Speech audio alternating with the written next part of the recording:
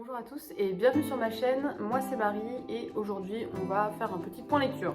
À cette occasion j'ai enfilé mon pull de Noël, je sais que c'est pas l'époque mais j'ai froid, voilà, et il s'agit de mon pull le plus confortable et le plus chaud, il pleut dehors, je suis frileuse, toutes les conditions sont réunies.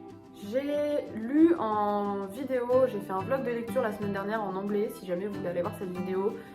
Encore une fois, c'est à portée de tout le monde parce que quand je parle anglais, je panique et j'utilise des mots de vocabulaire très simples. J'en connais d'autres, hein, mais ceux qui me viennent en tête sont vraiment les plus basiques. Donc je pense que tout le monde peut comprendre ce vlog. Et j'ai lu en direct quelques livres de ma pile à lire d'automne. Donc j'ai pas mal avancé, j'ai terminé Vox, j'ai lu Tant que le café est encore chaud et Galent.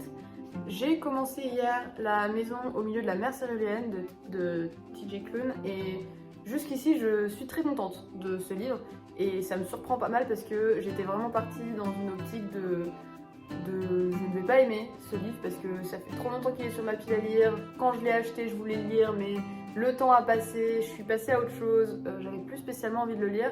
Et pour l'instant, je suis vraiment très contente de cette lecture. Donc je vous en parlerai quand je l'aurai terminé, évidemment. Pour l'instant, j'ai lu peut-être 5 ou 6 chapitres. Mais voilà, c'est mes petites updates de lecture. Donc j'ai lu pas mal de choses et j'ai lu aussi d'autres livres qui traînaient ça et là, que j'ai pris, qui m'avaient l'air pas mal. Donc je n'ai pas lu que des livres de ma pile à lire d'automne. Tout cela étant dit, on va pouvoir commencer parce que je parle trop et j'ai beaucoup de choses à dire. J'ai donc enfin terminé Vox, ça m'a pris énormément de temps parce que je me suis pas mal ennuyée en lisant ce livre. Il y a des passages épiques, il y a des passages révoltants, il y a des passages incroyables et il y a des passages qui sont longs, qui traînent un petit peu, qui sont pénibles à lire dans le sens où j'ai envie qu'il se passe quelque chose parce que ça fait 20 pages qu'il se passe rien. Donc c'est un livre qui m'a vraiment marquée mais qui a été compliqué à terminer. Il y a certains petits détails qui m'ont un peu agacée. Par exemple, la fin arrive très très rapidement. En 2 chapitres, c'est plié et je me suis dit, bah, ça aurait été bien qu'elle allonge la fin et qu'elle raccourcisse certains chapitres qui sont un peu... qui traînent en longueur. Mais sinon, à part ça, très bonne lecture malgré le fait que c'est une lecture qui est terrifiante. Parce qu'on suit une jeune femme de 40 ans qui a 4 enfants et qui voit son monde changer à partir du moment où elle doit porter un compteur sur son poignet et sa fille de 6 ans aussi. Et c'est un compteur qui autorise les femmes à parler jusqu'à 100 mots. Et si on dépasse cette limite de 100 mots, on reçoit une très très grosse décharge électrique qui ne nous tue pas mais qui nous fait assez mal pour pas qu'on recommence à dépasser la limite. Petit à petit, très rapidement, parce qu'en fait ça se passe en l'espace de 1 an, tout change pour les femmes, elles n'ont plus le droit de travailler, elles sont confinées dans leur maison, dans ce rôle de femme au foyer. C'est vraiment très années 50 le style de vie. Je crois qu'elles peuvent encore voter et encore je ne suis pas sûre. Il n'y a plus spécialement de moyens de contraception, il n'y a plus d'avortement. Bref, c'est l'enfer pour les femmes. Et ce qui m'a vraiment marqué avec ce livre et ce que l'auteur explique très bien, c'est à quel point c'est facile d'en arriver là, à quel point c'est facile de laisser les choses se passer, à quel point c'est facile de se dire on n'arrivera jamais jusqu'à... c'est pas possible, ça n'arrivera jamais, on va jamais en arriver là. Et en fait, bah, c'est très très simple d'en arriver là si on ne fait rien. Et ce qui est assez intéressant, c'est le regard des femmes sur d'autres femmes. Par exemple, ce personnage principal qu'on suit, elle avait une amie qui était dès le début très révolutionnaire, qui allait manifester tout le temps et elle comprenait pas à quoi ça servait. Elle se disait que ben ça va, de toute façon ça sert à rien, les gens n'arriveront jamais là. Et en fait, petit à petit dans ce livre, elle se rend compte que son amie avait raison de se battre dès le début. Et du coup, il y a ce petit côté évolution de la pensée qui est assez sympathique, et certains droits qu'on croit acquis qui en fait ne le sont pas du tout. Et c'est assez flippant en sachant que dans certains pays, la condition des femmes est absolument horrible. Et ce genre de choses, avoir un bracelet électrique avec une limite de tant de mots par jour, c'est pas si aberrant que ça en fait quand on voit que certaines femmes n'ont par exemple pas le droit de parler en public dans certains pays, pas le droit de parler entre elles. Bah ça paraît presque un paradis finalement. Autre chose assez intelligente que l'auteur a fait, moi je suis très nulle en maths. Je suis capable de me rendre compte que 100 mots par jour, c'est pas beaucoup, mais je sais pas vraiment à quoi ça correspond en fait 100 mots par jour en matière de texte. Je vois pas trop ce que ça donne. J'ai pas trop le feeling des nombres. Ici vous avez le petit message limite de 100 mots atteinte, entre parenthèses ici. Et donc quand j'ai lu ça, je me suis dit je vais les compter quand même. Donc j'ai compté tous ces mots et il y en a 100. Donc voilà ce que ça représente, 100 mots par jour. C'est ce résumé de ici au dernier mot ici. C'est peu, c'est très peu, c'est pas beaucoup. Donc voilà, j'ai donné 4 étoiles à ce livre parce que pour moi 5 étoiles c'est vraiment un livre qui me change. Donc en général c'est des livres qui parlent de deuil, pour moi les livres 5 étoiles. Celui-ci c'était 4 étoiles parce que c'était une très très bonne lecture, bien que longue à certains endroits. Mais ce qui était bien, c'est que c'est pas le genre de dystopie qu'on a l'habitude de lire avec une héroïne qui a 16 ans et qui à elle seule va détruire tout le gouvernement. Là on a vraiment une femme mature qui a des enfants. C'est pas du tout le genre de dystopie que je lis d'habitude. Donc ça fait plaisir de lire quelque chose d'un peu différent parfois. Surtout qu'à un sujet aussi d'actualité. Après j'ai lu Tant que le café est encore chaud de Toshikazu Kawaguchi. C'est donc une traduction du japonais, moi je l'ai lu en anglais. Ce livre aurait été un livre 5 étoiles si je l'avais lu à une autre période de ma vie et si je l'avais lu plus tôt, je pense. On suit l'histoire de plusieurs personnes, c'est ça qui m'a dérangé, que ce soit pas un roman vraiment concentré sur un seul héros ou une seule héroïne. Et en fait ce sont tous ces gens qui vont dans ce café et ils ont la possibilité de retourner dans le passé. Sauf qu'il y a plusieurs règles qui vont les empêcher parfois de comprendre un peu le concept et de à quoi ça sert de retourner dans le passé. Par exemple, déjà, ils ont le droit de le faire qu'une seule fois. Ils ne peuvent rencontrer des gens qui sont déjà allés dans ce café. Ils n'ont pas le droit de quitter leur siège quand ils retournent dans le passé. Il faut absolument qu'ils reviennent dans le présent avant que le café ne refroidisse. C'est comme ça que j'avais traduit le titre la première fois, mais je m'étais trompée. Et dernière règle, qui est la règle la plus étonnante et la plus énervante pour les gens qui veulent retourner dans le passé. Peu importe la façon dont ils essaieront de changer le présent ne changera pas, c'est impossible de changer le présent. C'est-à-dire que par exemple, si vous remontez dans le passé pour rencontrer quelqu'un qui a eu, disons, un accident de voiture tel jour et que vous lui dites de ne pas prendre la voiture ce jour-là, cette personne mourra quand même, d'une autre façon, mais elle mourra quand même. Ce sont des choses qu'on ne peut pas changer. Le présent est inchangeable. Alors forcément, il n'y a pas beaucoup de gens qui choisissent de retourner dans le passé parce que avec toutes ces règles, s'ils ne peuvent pas changer le présent, à quoi ça sert de retourner dans le passé, me direz-vous? Et donc, moi, ce que l'auteur a très bien fait, c'est que j'avais vraiment l'impression d'être une cliente de ce café, de voir toutes ces règles, de me dire, mais à quoi ça sert en fait? Parce que moi, j'aurais préféré que ce soit une histoire, où justement, il y a déjà un seul personnage principal qui, je sais pas, retournerait dans le passé et ferait vraiment tout pour le changer, ou alors quelqu'un qui ne reviendrait pas avant que le café ne refroidisse et qui soit donc bloqué dans le passé et qui fasse tout ce qui est en son pouvoir pour retourner dans le présent par exemple. Ce genre d'histoire que j'ai plus l'habitude de lire, et j'avais vraiment l'impression d'être une cliente du café me demandant à quoi ça sert de retourner dans le passé s'il y a toutes ces règles. Et à la fin de l'histoire, il y a une morale évidemment, et c'est une morale très belle. En fait finalement, ça change rien qu'on veuille changer le présent, c'est pas les événements qu'on va changer, mais c'est nous-mêmes et notre ressenti des choses. Et parfois, retourner dans le passé peut nous apporter une paix intérieure. Par exemple, si on va rencontrer quelqu'un, disons, qui est décédé et avec qui on peut avoir une dernière conversation, même si le fait que cette personne sera toujours décédée ne changera pas, ça nous change nous. Et ça, j'ai trouvé ça très beau.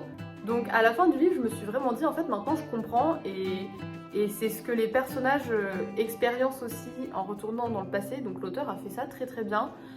En revanche, en anglais, j'avais vraiment l'impression de lire une traduction du français et une très mauvaise traduction. J'ai pas du tout aimé le style d'écriture, et j'ai pas aimé le fait que ce soit plusieurs histoires différentes qui n'ont rien à voir les unes avec les autres. Et donc j'ai vraiment eu du mal à passer outre cette première impression que j'avais déjà de ne pas aimer la façon dont l'histoire était racontée et de toutes ces règles du café. Mais la morale reste très jolie et je me demande comment d'ailleurs le tome 2 ou le tome 3 va pouvoir égaler ce tome 1 parce que c'est vrai que ce livre se suffit à lui-même, il n'y a pas spécialement besoin d'un tome 2 ou d'un tome 3 ou d'un tome 4. Mais je vais les lire et je vous dirai ce que j'en ai pensé en tant que série, mais en tout cas en tant que livre tout seul il est très bien et je pense que si je l'avais lu avant dans ma vie, peut-être au lycée, il m'aurait vraiment changé et il m'aurait vraiment beaucoup plus ému. Alors là il m'a ému aussi, mais pas autant que si je l'avais lu avant, je pense. Donc très bon livre quand même, on lui met un petit 4 étoiles parce qu'il est chouette. Après ça, j'ai lu Andromaque de Racine, que je n'avais jamais lu avant. Il traînait dans ma chambre quelque part, je me suis dit pourquoi pas, je l'ai lu en une soirée. C'est pas ma pièce préférée de Racine. Je crois que j'ai préféré Titus et Bérénice, que j'avais lu quand j'étais au lycée. Mais en fait, moi je suis pas spécialement théâtre, j'aime pas trop lire le théâtre, je préfère le voir. Et j'aimerais beaucoup voir d'ailleurs Andromaque en théâtre. Mais la pièce était très chouette. Racine est mon auteur de théâtre préféré parce que j'adore ses vers, j'adore ses rimes, je trouve qu'il écrit très très bien. Après ça reste un classique, hein, voilà, j'ai pas grand chose à en dire. Simplement j'ai préféré les autres pièces de Racine. Mais Andromaque était quand même une histoire sympathique, voilà, je l'ai lu, c'est fait. J'ai agrandi ma bibliographie Racine. Alors, pour la petite histoire et ceux qui ne connaissent pas trop la mythologie, on suit Andromaque qui est la veuve de Hector. Hector, ancien prince de Troie qui a été tué par Achille. Et Andromaque, elle arrive en Phthie avec Pyrrhus qui est le fils de Achille. Et son fils Astyanax, qui est donc le fils d'Hector aussi, et tout le monde, le peuple voudrait que Pyrrhus tue Andromaque et Astyanax qui sont des Troyens, mais Pyrrhus tombe amoureux d'Andromaque, il veut l'épouser et il est prêt à protéger son fils, qui est quand même un Troyen, fils d'un autre prince. Andromaque se retrouve avec le dilemme de, elle ne veut pas épouser Pyrrhus parce qu'elle est toujours amoureuse de Hector et Hector restera à jamais l'amour de sa vie, mais pour sa survie et celle de son fils, peut-être qu'elle n'aura pas le choix. Et on a aussi Hermione qui est la fille de Hélène et Ménélas, qui doit elle épouser Pyrrhus, qui est promise à Pyrrhus et qui va donc être extrêmement jalouse de cet amour que Pyrrhus porte à Andromaque. Ça va entraîner une tragédie. Ensuite, j'ai lu Galante de Victoria Schwab. C'est un livre auquel j'ai mis 5 étoiles simplement parce que je suis tellement soulagée d'avoir enfin trouvé un livre de Victoria Schwab que j'adore. Dans cette histoire, on suit Olivia qui est une orpheline muette qui grandit donc dans un endroit qui s'appelle Marylands et en fait elle rêve d'avoir une famille. Elle connaît pas du tout ça, elle a jamais connu ni sa mère ni son père et il ne lui reste que le journal de sa mère qu'elle a lu et relu et qu'elle connaît par cœur. Et en lisant le journal, elle a vraiment l'impression que sa mère était quelqu'un de complètement folle et quelqu'un qui a sombré peu à peu dans la folie. La vie d'Olivia va changer le jour où elle reçoit une lettre de son oncle qu'elle ne connaît pas et dont elle n'a jamais entendu parler, qui lui dit qu'elle fait partie de la famille et qu'il aimerait bien qu'il retourne au domaine familial, le domaine appelé Galent. Donc Olivia va aller à Galent, elle va rencontrer certaines personnes et elle va découvrir que son oncle est mort depuis 1 an et que donc la lettre qu'elle a reçue de son oncle est très très en retard. Je suis quelqu'un de très peureuse, que ce soit en lecture ou en film. Si je lis de l'horreur ou si je vois de l'horreur, ça va me terrifier pendant des semaines. C'est pour ça que celui-ci je l'ai lu uniquement 2 jours parce que dedans il y a des ghouls, il y a des créatures, il y a la mort. Ça fait très peur à lire. Enfin moi j'ai trouvé parce que je suis j'ai énormément d'imagination et mon cerveau part souvent très très loin.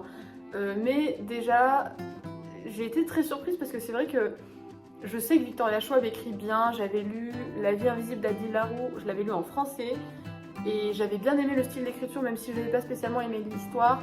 Là, j'ai adoré l'histoire et j'ai adoré le style d'écriture. C'est un livre que j'ai pas réussi à poser, que j'ai lu vraiment très rapidement. Il fallait absolument que je le termine et que je sache de quoi il retournait, que je sache la fin. Je sais pas si j'ai été satisfaite par cette fin. Mais en tout cas, je trouve que c'est une très belle petite histoire. Et donc, j'ai hâte de lire l'autre livre que je garde dans ma pile à lire de Victoria Schwab qui s'appelle The Near Witch. Je ne saurais pas vous dire la traduction en français, je ne la connais pas, mais je ferai ma recherche.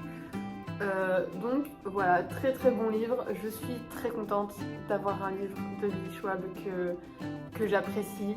Et celui-ci, j'ai trouvé que l'histoire était vraiment très bien ficelée et tout avait du sens, à part la fin. C'est pas que la fin n'avait pas de sens, c'est que la fin m'a laissé peu satisfaite. J'aurais voulu que ça se termine d'une autre façon, mais évidemment ça c'est mon problème et je comprends, les choix de l'auteur pour la fin étaient complètement cohérents. C'est juste que moi je voulais pas que ça se termine comme ça. J'étais très triste. Et j'ai été très attachée au personnage principal, Olivia, qui, je sais pas spécialement pourquoi, parfois il y a beaucoup de personnages principaux que je trouve un peu cringe, un peu énervant. Elle, il n'y a pas une seule fois où elle m'a énervée dans ce livre, il n'y a pas une seule fois où je me suis dit bon ça va, on a compris. Donc vraiment c'était cool d'avoir un personnage principal auquel je me suis autant attachée. Donc voilà, très très bonne lecture. Ensuite, j'ai lu Les filles de Salem de Thomas Gilbert que j'ai emprunté à la médiathèque, enfin que une de mes amies a emprunté à la médiathèque et que j'ai donc emprunté à cette amie. On suit l'histoire des sorcières de Salem. Salem est une ville des États-Unis dans laquelle, je crois vers 1600 quelque chose, il y a eu une très grande chasse aux sorcières. Donc on suit l'histoire de ces femmes-là, de pourquoi elles ont été accusées, de ce qui s'est véritablement passé. J'ai fait des recherches après. Il paraît que les historiens ne savent pas trop se mettre d'accord sur pourquoi il y a eu autant d'accusations de sorcellerie dans un seul endroit. Mais c'est un sujet qui est très intéressant parce que moi je connaissais rien, enfin je connaissais de nom cette histoire, je savais approximativement de quoi il retournait, mais c'est vrai que dans les détails, je savais pas du tout ce qui s'était passé là-bas, je connaissais pas du tout les acteurs de cette histoire-là, et maintenant si, donc ça fait toujours du bien de lire un livre qui nous apprend quelque chose. Cette BD est très sombre, j'ai fait une petite pause lecture après l'avoir lue. C'est pas spécialement mon style de dessin préféré, mais cela dit, l'histoire est tellement prenante que c'est pas très grave.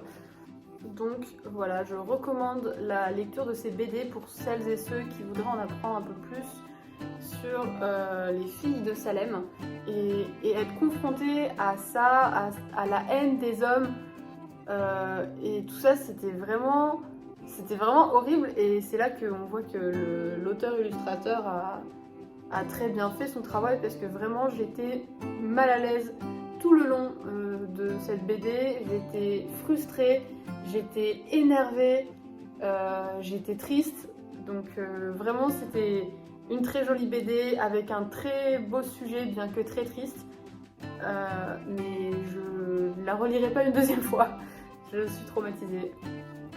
Ensuite, j'ai un deuxième album qui vient aussi de la médiathèque de ma ville. Il s'agit de Himalaya, les montagnes qui touchent le ciel, écrit par Soledad Romero Marinho et Maria Beorlegi. Encore une fois, désolée pour ma mauvaise prononciation. Première chose que j'ai remarqué de cet album, ce qui m'a vraiment attirée vers cette histoire, c'est les images. On a des images très colorées. Je crois que c'est l'album le plus beau qui m'ait été donné de voir. C'est hyper coloré, c'est magnifique, ça donne vraiment envie d'y aller. Et j'ai pris cet album parce que moi j'ai été étudiante d'échange en Inde et l'Himalaya, j'y suis allée et j'ai fait de la randonnée en Himalaya. Mais c'était il y a tellement longtemps que je ne me souviens plus du nom de la montagne que j'ai montée. Et c'est vraiment très bien, c'est donc un album documentaire à l'intention des enfants qui nous en apprend un peu plus sur la chaîne de montagnes de l'Himalaya, en passant par tous les pays. Il y a le Tibet, le Népal, l'Inde, Donc c'est très intéressant, c'est rapide, simple, efficace comme explication. Et c'est pas une histoire, voilà, c'est un documentaire quoi. Mais c'est un livre que je pense que je vais acheter parce qu'il est très agréable à feuilleter et à regarder. Donc 10 sur 10 si vous voulez en apprendre plus sur cette chaîne de montagnes dans laquelle se trouve l'Everest, je vous conseille celui-ci. Il est très très bien. Et en plus il est juste absolument incroyable à regarder. Voilà, c'est tout pour mes lectures récentes. Merci d'avoir regardé cette vidéo. N'hésitez pas à me dire ce que vous avez pensé de ces livres si jamais vous les avez lus. Et puis je vous dis à la semaine prochaine pour une nouvelle vidéo.